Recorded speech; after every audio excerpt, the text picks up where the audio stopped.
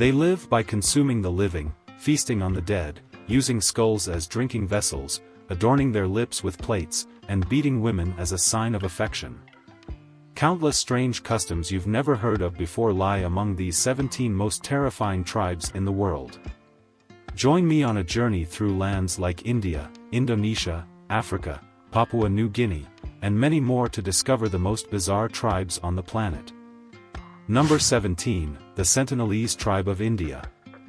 Located in the Andaman Islands of the Bay of Bengal, between India and Myanmar, lies a small island of just 37 square kilometers. From above, it resembles a bird with a beak tilted to one side. Dense rainforest covers the island, concealing its secrets from the outside world. For thousands of years, this place has remained a mystery, inhabited by people for around 60,000 years. They are unaffected by modern civilization. Very little information is known about Sentinel Island and the mysterious tribe living there. The tribe living here is called the Sentinelese, the indigenous inhabitants of North Sentinel Island in India's Andaman Islands. They are renowned for their fierce opposition to contact with the outside world. They are one of the last remaining groups on Earth who have preserved their distinct culture and remain unaffected by modern civilization. On Sentinel Island, there is a group of isolated people who adamantly refuse contact with outsiders. In the late 19th century, a merchant ship landed on the island, resulting in the deaths of several sailors who were struck by arrows from the natives. An Indian National Geographic research team was forced to turn back after their leader was shot in the thigh and 2 local guides were killed while attempting to approach the Sentinelese tribe. Currently, India maintains a policy of prohibiting ships from visiting Sentinel Island and non-interference with the islanders' way of life in order to protect their primitive existence. Number 16. Hamar Tribe, Ethiopia. Can you tell me how you express love? Share your thoughts on words, loving actions, right? Well, there's a tribe that expresses affection through physical blows. The Hamar tribe is a nomadic community residing in southwest Ethiopia, originating from the Omo River Valley in the Debub Omo region, with villages in Termi and Dimika constituting about 0.1% of Ethiopia's total population. In a peculiar tradition, during a ceremony marking a boy's coming of age in the family, Hamar women undergo beatings and plead to be hit until they bleed. This ritual is a display of the women's love for the men in their families. Throughout the Hamar women's ceremony, participants wear their traditional attire. These outfits are adorned with bells around their ankles as they dance and blow horns together. In the afternoon of the ceremony, women and young girls are whipped with a birch stick as part of the ritual. Traditionally, during the ceremony, all female relatives of the boy undergoing the rite of passage are subjected to beatings. The women blow horns and sing, praising the virtues of the boy. They declare their love for him and desire to be marked with the significant symbol of love, the whip. It is believed that the greater the pain, the higher the level of obedience and loyalty they exhibit towards the man. The scars left on their bodies become symbols of the loyalty they will receive in return from the man. Instead of running away, the women plead for the men to beat them harshly. For Hamar women, beatings are not only part of this ritual but also a daily aspect of life until at least 2 children are born. According to Hamar rules, a man is not required to explain why he beats his wife. Number 15. Mercy people in Ethiopia. Are you frightened by the lip plates worn by these people? If you find it strange, share your thoughts with me. In the southwestern part of Ethiopia, where the Omo River winds through lush green forests, tribes are gradually disappearing, living in their ancestral grass huts. The Mercy people, collectively known as the Suri tribe, are famous for their peculiar lip plates, a symbol of traditional beauty among the Mercy. The Mercy tribe of Ethiopia has avoided contact with Western civilization for many years. Today, they still live in groups of a few hundred and continue their centuries-old tradition of livestock farming. The tribe remains secluded from the outside world amidst wars, struggles for independence, and a series of changes occurring around them. The Mercy people are renowned for their bizarre beauty practices. When girls reach maturity, a hole is pierced in their lower lip, and a lip plate is worn. Day by day, the small lip plate is replaced with larger ones. Women with larger lip plates are considered more attractive. When seeking marriage, men must compete with other suitors to win the woman's love. In addition to using sticks, the tribe also possesses shotguns obtained during wartime. It's quite an eccentric beauty ritual, isn't it? But don't be alarmed, I have an even more frightening tribe to introduce to you next. Number 14. Korowai people, Indonesia. Do you believe that cannibalism still exists in the world? Leave a comment below, because the tribe I'm about to introduce still practices cannibalism. The Korowai people are indigenous inhabitants living in the dense forests of Papua province in Indonesia, discovered in the 1970s. They live in tribal societies and are one of the wildest and most primitive tribes globally, also known as a unique tree-dwelling tribe that has remained isolated from the world for centuries. According to Indonesia's population survey, this tribe has nearly 3,000 members scattered across the Papua forests. The Korowai people once had a tradition of headhunting and cannibalism, earning them a reputation as a wild and secretive cannibal tribe. Anthropologist Rupert Stash believes that the Korowai today have abandoned cannibalism for two reasons: increased external contact and internal disagreements within the tribe about Kakua, a cannibalistic entity. What makes the Korowai tribe particularly unique is their construction of houses on tall trees. They are the only tribe on Earth that doesn't live on the ground. The Korowai people build towering houses on tree trunks, elevated about 20 to 50 meters from the ground, to avoid mosquitoes, abundant in the region, as well as wild animals and enemies. Another reason for choosing to live above ground is to evade evil forces and neighborly disturbances. In reality, their houses are built to avoid other tribes that also practice headhunting and cannibalism. Communicating with members of this tribe is extremely difficult as they lack a conventional language. The Korowai people communicate among themselves using their own language, consisting of shouts, calls, smoke signals, trail markings, and the ability to read footprints. Only a few among the 2,868 Korowai people can read and write. Number 13. Asero tribe, Papua New Guinea. In the world, many tribes use various forms of body paint for decoration, but perhaps nowhere else do people use mud instead of clothes and wear bizarre masks resembling animals like the Asero people. The Asero tribe first encountered Westerners in the mid-20th century. The mud-covered Asero tribe lives in the dense forests around the Asero Valley, northwest of Goroka, in the highlands of Papua New Guinea. Members of this tribe apply mud to their bodies, and when the mud dries, it turns white. In their culture, white symbolizes death. Therefore, the tribe believes that mud on their bodies can ward off enemies. Known as mudmen, legend has it that this name originated when the Asero hid in a river to escape pursuit from rival tribes. When their enemies saw them emerging from the muddy river, they believed the Asero were sacred beings and fled in fear. Since then, Asero men always smear mud on their bodies and wear masks during hunting expeditions. To add an extra eerie touch, the people also attach bamboo tubes to their fingers. When the tubes knock against each other in the forest, followed by the sudden appearance of these finger bamboo shadows, it terrifies other tribes or strangers to the point of heart failure. Is anyone interested in experiencing this after watching? If you're confident and not intimidated by the people of this tribe, feel free to comment and let me know. Number 12. Chimbu tribe, Papua New Guinea.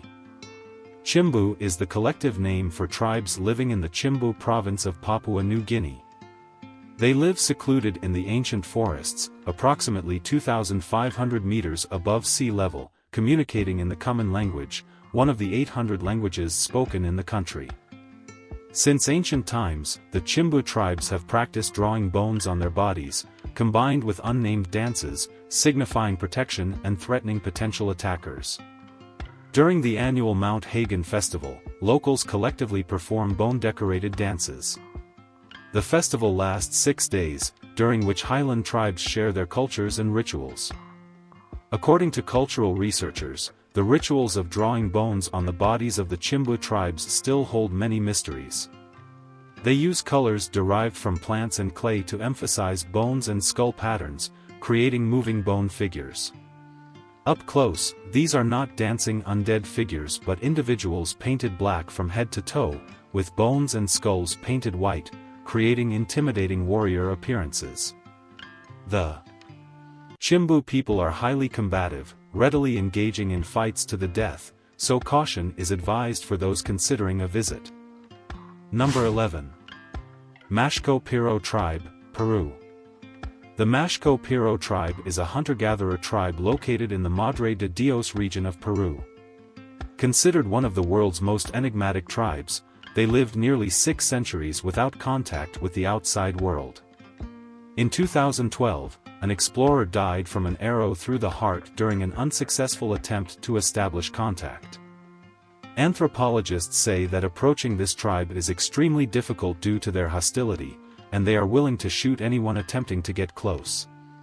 In recent times, the tribe has been threatened by illegal activities such as logging, drug trafficking, prompting actions to protect their way of life.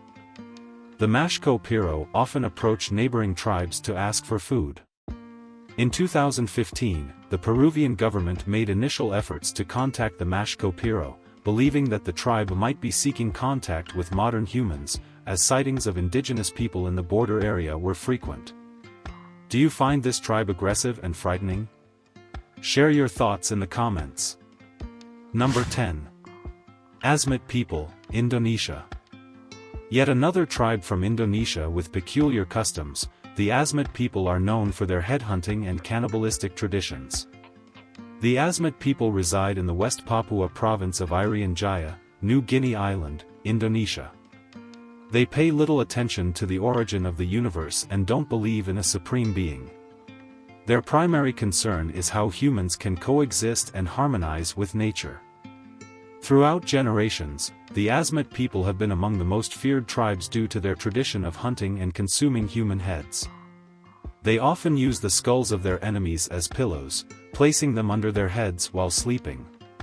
Newborns are named after the recently deceased or the name of the killed enemy, which is why many children don't receive names until around the age of 10. The Asmat people typically kill the enemies of other tribes or those living in different villages, believing that doing so can help them or their tribe escape death.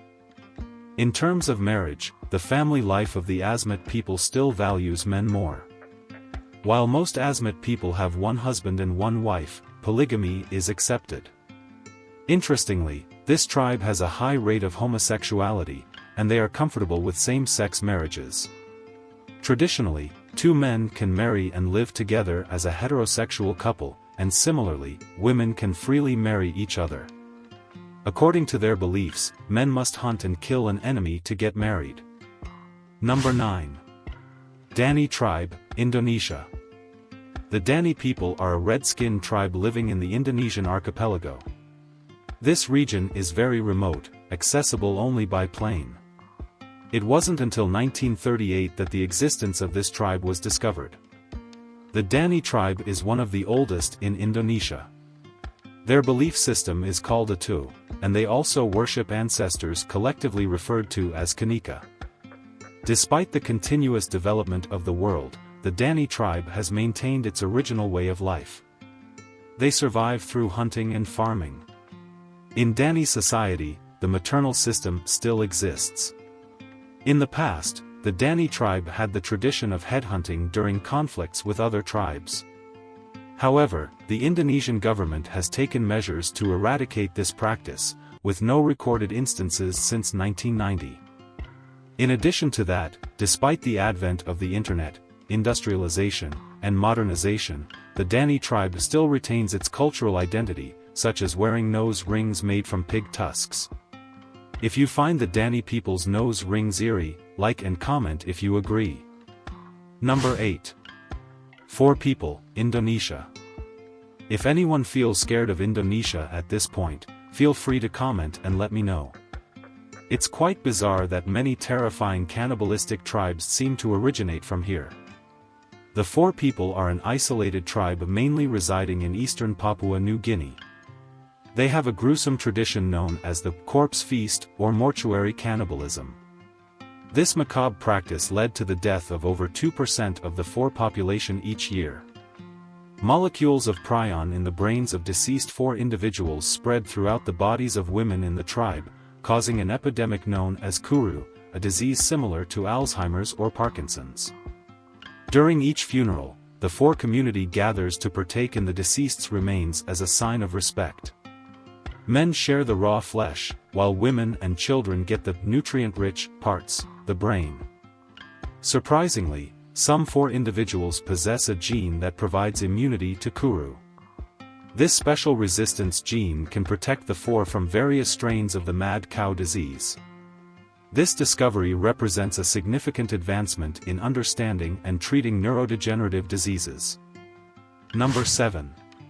Satirma Tribe, Brazil. The satyr mimes until their eyes remain dry, even if they are on the verge of passing out. Only then are they considered matured men, a source of pride and admiration among the women. Number 6. Wodabe Tribe, Africa. This tribe resides in the Republic of Niger, a country in West Africa. The Wodabe is one of the last remaining nomadic tribes in the region. What sets them apart is their extreme emphasis on beauty. In the Wodabe tribe, men are considered the beautiful gender. Unlike Western culture, they bear the responsibility of attracting women. Consequently, they invest more time in grooming and beautifying themselves than women.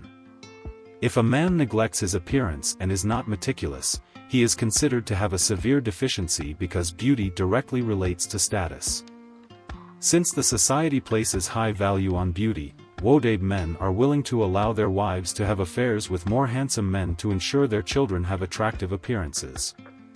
This practice is unacceptable in many other cultures. Conversely, those with disabilities or unattractive features are often looked down upon. The tribe even holds a beauty contest called Girwal for Wodabe men. Annually, they organize Girwal, where men dress in the most beautiful costumes and makeup. The most handsome men participate in a dance competition that can last up to a week. After watching the contestants dance, 3 beautiful girls from the community will sequentially choose their preferred man from the top 10. An interesting aspect is that during the Girwal contest, dissatisfied wives have the opportunity to find new husbands. New husbands are selected through intimate relationships. If the man pleases the woman, he will be accepted as her new husband. Now, who would like to try visiting this tribe? Comment below and let me know. Number 5. Sambia Tribe, Papua New Guinea. Another tribe with extremely gruesome customs is the Sambia tribe, residing in the eastern highlands of Papua New Guinea, an Oceania country located in the southwestern Pacific Ocean. The tribe, consisting of 2,500 people, lives in a vast forested area surrounded by rivers, streams, and valleys. One of the initial rituals young boys must undergo is called Chembu Laruptu, meaning making the nosebleed. A sharp stick is used to pierce the boys' noses, causing bleeding. It is believed that the impurities they inhaled while living with their mothers will be expelled through the bleeding. When they reach adolescence, around 13 years old, the boys undergo brutal beatings and torture to toughen them up and mold them into courageous warriors for the tribe. The customs of the Sambia people have shocked and elicited strong condemnation from many. It's truly terrifying and condemnable, don't you think? Share your thoughts in the comments. Number 4. Toraja people, Indonesia. Even in death, there is no peace, a phrase that seems fitting for the Toraja people of Indonesia. Here, the tradition involves preserving the bodies of the deceased and living with the corpses for an extended period. Typically, the Toraja people embalm the bodies of the recently deceased and keep them in their homes for months until the family can afford a formal funeral. Moreover, annually, they celebrate a festival to honor those who have passed away for centuries by exhuming the corpses from the graves, dressing them up in fashionable clothes, even sunglasses, and parading them outside, around the village. This scene might appear gruesome to those witnessing it for the first time, but for the Toraja people, it is considered the most important event in their lives. This day is truly a festival, an expression of love and respect for their ancestors and departed loved ones. Number 3. Agori Tribe, India. The Agori people are ascetics who follow the Shiva tradition, with approximately 70 individuals in their group. They live on the banks of the Ganges River in northern India, near cremation grounds, which are considered the abode of the god Shiva and the goddess Kali Ma. They have a habit of consuming the flesh of the deceased, drinking alcohol from a skull, and participating in post-mortem rituals. They use the skulls and bones of humans obtained from cremation sites in their spiritual practices, believing that true power resides in those who have died. Additionally, the Agori tribe bites the heads of living animals and meditates on corpses to achieve enlightenment. They also smear their bodies with ash from cremated corpses. All members of the Agori tribe are celibate, considering themselves the lowest caste in society. They dress shabbily, keep their hair unkempt, and engage in eccentric rituals, leading to local people avoiding them. Number 2. Wari Tribe, Brazil. Wari is an ancient tribe that coexisted with many great ancient South American cultures from around 600 AD. The Wari Empire existed in the South American region, adjacent to the Pacific Ocean. In the 19th century, due to wars, they migrated to the Amazon River basin in Brazil, where they continue to live. A peculiar tradition that was used for burying the deceased was the consumption of human flesh. Within a few days after someone's death, family and friends mourn and sing to remember the deceased. Once the body has lightly decomposed, they initiate their unique burial process. The ceremonialist must perform the ritual carefully, using a slanted stick and avoiding any contact with their hands. Close family members such as parents, siblings, spouses, and children are not allowed to participate in this ritual. It is strictly forbidden. Only distant relatives can perform this ceremony. The unchangeable rule is that the heart and liver will be consumed entirely. Also, it's essential to note that everything from the flesh of the deceased is processed rather than consumed raw. Finally, the remaining parts, such as bones and hair, are cremated, concluding the funeral ceremony. However, around the late 1960s, the Wari people were forced to abandon this practice as the government issued a ban. Do you find this tradition too gruesome? Share your thoughts in the comments below. Number 1. Konyak Tribe, India. Nagaland, located in northeastern India, is a remote and secluded state, sharing its eastern border with Myanmar.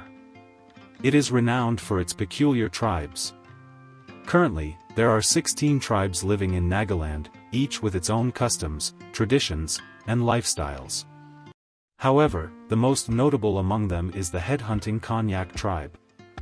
The Konyak people are powerful warriors with a tradition of headhunting that continued until the late 1960s to early 1970s when the Indian government issued a ban. The last headhunters among the Konyak can still be identified by facial tattoos received for each enemy's head they took. They believe that taking an enemy's head as a trophy adds strength and the soul of the vanquished. The first heads were hung on poles as part of a ritual at the entrance to the village. The headhunting warriors of the Konyak tribe typically wear a traditional hat made from wild boar tusks, bear fur, goat hair, etc., during battles. They use a special basket to carry the severed heads when they return. The basket is adorned with monkey skulls, wild boar tusks, or bird beaks. So, we've explored the 17 most frightening tribes in the world. Which tribe impressed you the most? Remember to comment and let me know. I find the Hamar tribe terrifying due to their brutal treatment of women. Thank you for watching our video. Don't forget to like, share, and subscribe to stay updated on our latest videos. See you in the next ones.